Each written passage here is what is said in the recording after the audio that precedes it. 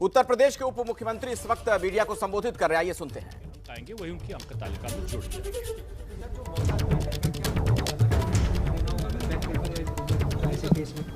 अब इसका निर्धारण हम करेंगे। वो शुल्क तो अगर परीक्षा का दे दिया गया है तो उसका अलग से ही होगा कि नहीं होगा, ये हम बाद में तय करेंगे। नहीं, अब आज हम फार्मूला दे रहे हैं, उनका हम प्रमोशन हमने देने की बात कर दी है। अब हमारी गतिविधियां शुरू हो जाएंगी। 2 मिनट है।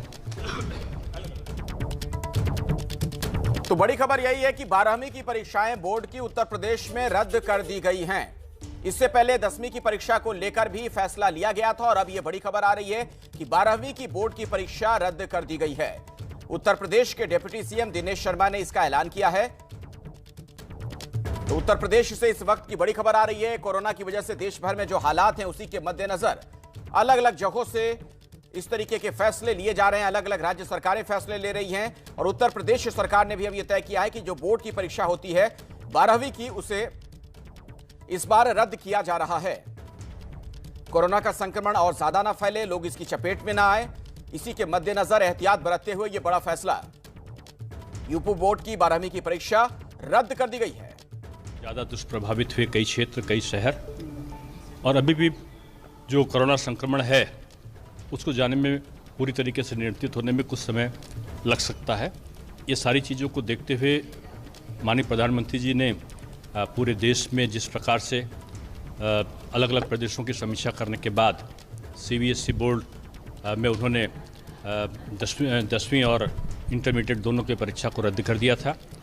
उत्तर प्रदेश में माध्यमिक शिक्षा परिषद बोर्ड चूँकि विश्व का सबसे बड़ा बोर्ड है और हमारे पहले तो 60 लाख बैठते थे, 56 लाख से भी ऊपर विद्यार्थी इसमें बैठ रहे थे। 100 साल का इतिहास है और 100 साल के इतिहास में पहली बार हमारी हाई स्कूल और इंटरमीडिएट की परीक्षा नहीं होगी। कहने का तात्पर्य यह है कि हाई स्कूल की परीक्षा हम पहले निरस्त कर चुके थे। आज हम इंटरमीडिएट की जो 12वीं कक्षा है उसकी परीक्षा को भी कोरोना का संक्रमण देखते हुए उसको हम निरस्त कर रहे हैं।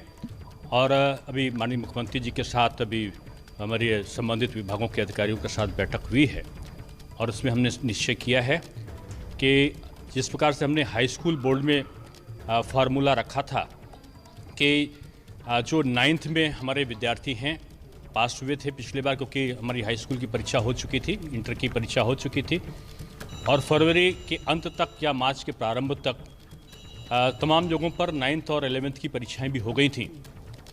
तो जहां पर 9th की परीक्षा हो चुकी है वो उसके नंबर, और जो 10th की जो हमारे प्री बोर्ड 10th में हमने किया था उसके नंबर का जो औसत होगा उसको हम 10th के अंक तालिका में उसका अंकन करेंगे।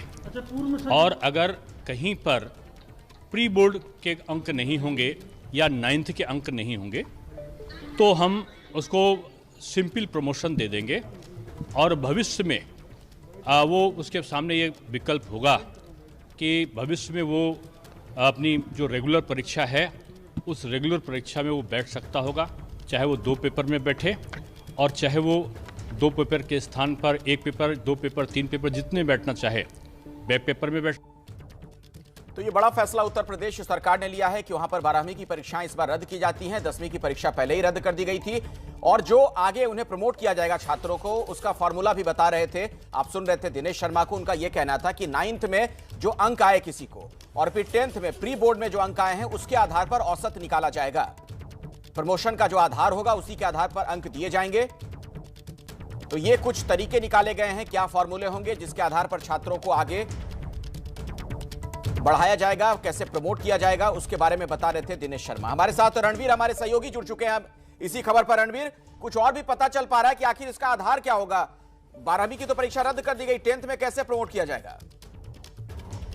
देखिए, ये निश्चित हो गया था पहले ही कि परीक्षाएं रद्द होंगी, क्योंकि सीबीएसई की परीक्षा में सीधे मुख्यमंत्री ने, प्रधानमंत्री ने यह तय किया था कि परीक्षाएं नहीं होंगी। तो यूपी बोर्ड की भी परीक्षाएं रद्द होंगी, इसके कयास थे और इसको लेकर के उप मुख्यमंत्री ने पहले अधिकारियों से जिलों से रिपोर्ट मंगाई, जिलों की क्या स्थिति है उसकी समीक्षा की गई। समीक्षा के बाद आज मुख्यमंत्री योगी आदित्यनाथ से डिप्टी सीएम की बैठक हुई और बैठक के बाद ये तय हुआ है कि जो परीक्षाएं हैं वो नहीं कराई जाएंगी, लेकिन बच्चों को जो प्रमोट करने का आधार होगा वो आधार कुछ सीबीएसई का जो पैटर्न होगा प्रमोट करने का, उस आधार पे लिया जाएगा। क्योंकि बहुत सारे बच्चे 10वीं और 12वीं में हैं, करीब 20 लाख से ज्यादा बच्चे हैं।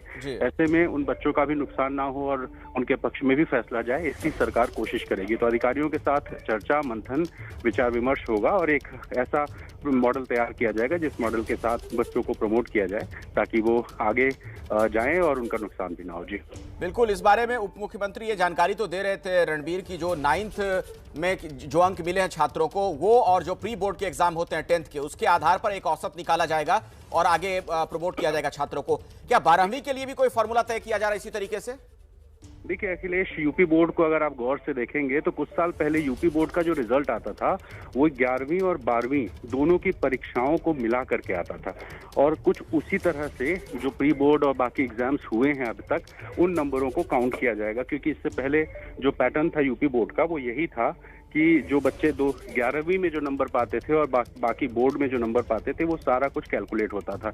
तो कुछ ना कुछ एक वही फॉर्मूला होगा। हालांकि विस्तार से इस पूरे फॉर्मूले को थोड़ा समझना होगा अधिकारियों के साथ या उप मुख्यमंत्री के साथ बैठ करके, लेकिन वही है कि 2 साल जो बच्चों का जो क्लास में उनकी परफॉर्मेंसेस रही हैं उस आधार पर ही कैलकुलेशन होगा, उसके आधार पर ही प्रमोशन किया जाएगा। बहुत बहुत शुक्रिया रणबीर, ये जानकारी